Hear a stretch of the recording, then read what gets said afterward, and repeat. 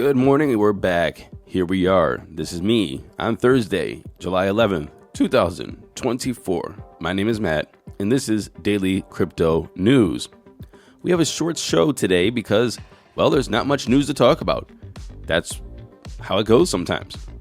So, without me waffling on about some BS, let's just get into the news.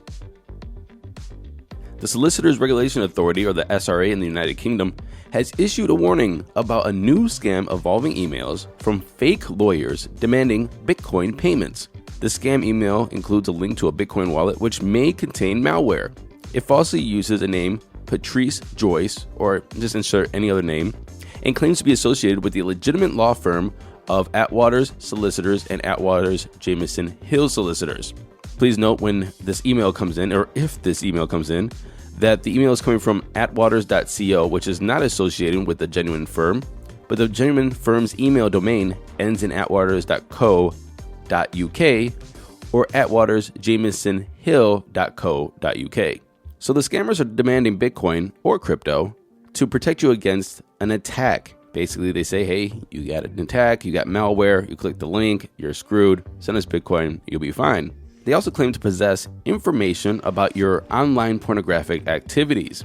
Basically, this is a Black Mirror episode. They say that they have evidence of how you are searching for your porn online, and if you don't give them Bitcoin, they're going to leak that information. So be careful of the emails that come in, check the domains, make sure you're not clicking random links, and also, well, make sure you're doing everything appropriate. We're living in a nightmare. And this is inside the health crisis of a Texas Bitcoin mining town. And this article is sent by a listener. So Sarah Rosencrantz is a small business owner in Granbury, Texas. And in December of 2023, she experienced severe health issues, including a migraine that lasted for 5 days. Her daughter also suffered from unexplained ear pain. In January, in a town hall, multiple residents also said there were similar health problems, like fainting, vertigo, tinnitus, and they all suspect that they're getting these health issues because of the nearby Bitcoin mining facility. More symptoms they had were hypertension, heart palpitations, chest pain, vertigo, like I said, tinnitus, migraines, and panic attacks. It's not just the people, the humans, it's also the animals. Dogs are developing anxiety, chickens are not producing eggs, and there's been sudden deaths of oak trees. People are saying that this is because of the noise that the Texas Bitcoin mining facility produces. Instead of being in the limit of 85 decibels, it's humming along at 91 decibels. Doctors are saying that this is probably the cause of all of these unexplained health issues. See, prolonged exposure to such high noise levels is linked with various health problems, including cardiovascular issues, migraines, vertigo, and anxiety. So 1 + 1 = 2. Well, this Texas town and Sarah Rosencrantz sued Marathon Digital, the mining facility over in Granbury, Texas. But they acquitted David Fisher, the site manager for Marathon Digital, of all 12 noise violations levied against him. See, the jurors acknowledged that there was noise, it was unacceptable, and it was unreasonable. But it wasn't because of Fisher. It wasn't because of Fisher personally. So basically, they sued the wrong person. They also claimed that this lawsuit was politically motivated. I'm going to get back to that in a minute. But despite these 12 violations being dropped, Marathon has still pledged to conduct a sound study and take steps to reduce the noise, like moving some of the computers to immersion cooling, extending sound barriers, and planting trees. I said I'm going to get back to the statement of this being politically motivated. And here's the thing, is that I talk to people about issues a lot. As you know, I'm kind of into politics. And talking about issues is what I do daily. And if a side, it doesn't matter if you're a Democrat or Republican, anywhere in the middle, it seems that once a side embraces a certain position on a topic, the other side automatically doesn't find that there's any truth to it, and any facts that you present about said truth or the situation is completely ignored. And I've seen that over and over and over again. And I think that we're more and more getting entrenched with something being politically motivated. If a certain side takes a certain position, then everything on the other side says is not valid, no matter if there's facts or data or whatever. And that's for both sides. You just get hunkered down in this position. And then in juries like this, if you're saying that something is politically motivated, which it absolutely could be, a lot of that could come from just the bias itself.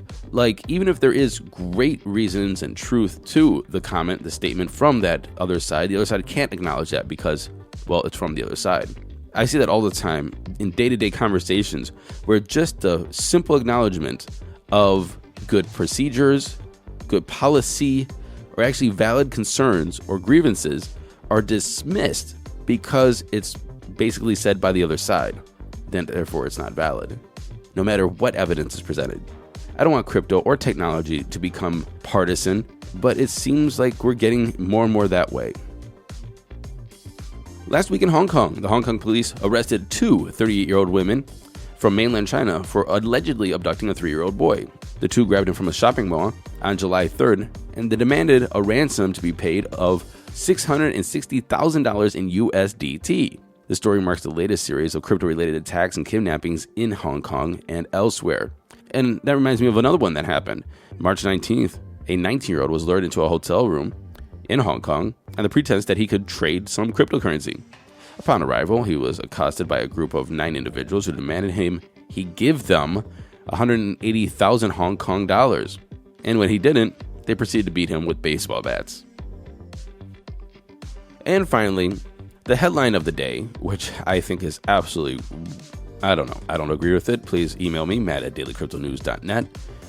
The headline is Bitcoin could boom if the United States recession is worse than projected. And this is from an analyst, of course. And basically, it's if there's a recession, then we need to cut rates. Enters liquidity. People ape into Bitcoin. Number go up. Yay for Bitcoin. I don't necessarily buy that. If you're in a recession, then everything hurts. The stock market, Bitcoin, investments, real estate, everything hurts. There's no reason to say that Bitcoin number would go up. I mean, if you lower the rates, if there is a recession, then you can maybe keep the stock market afloat. You could keep the Bitcoin price afloat, but that's as much as you lower the rates. It doesn't mean you're going to get a boom because of that. It doesn't mean that Bitcoin's going to be a safe haven for this recession. I just think that that is not correct. What do you think? Matt@dailycryptonews.net. And now let's see those crypto prices. Here comes the money. Here we go. Money talk. And the time is 8:53 a.m. Eastern Daylight Savings Time. We're fearful at 40, but we're trending in the right way, with Bitcoin sitting at $59,142, up 2% in 24. Ethereum's at $3,208, up 3.7%. Tether's number 3, Binance, is at $537, up 2.3%, and Solana's at $144, up 2.2%.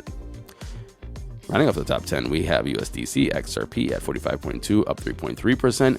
Toncoin is down 1% at 723. Dogecoin is at 11.2, up 3, and Cardano's at 40.2, up almost 5%. The total market cap is at 2.18 trillion, up 2.2%. A Bitcoin dominance of 53.5 and an ETH dominance of 17.6, and that was our show. My name is Matt. You'll see Sarah tomorrow, or hear her to be more exact. And you, hopefully, will be happily hodling.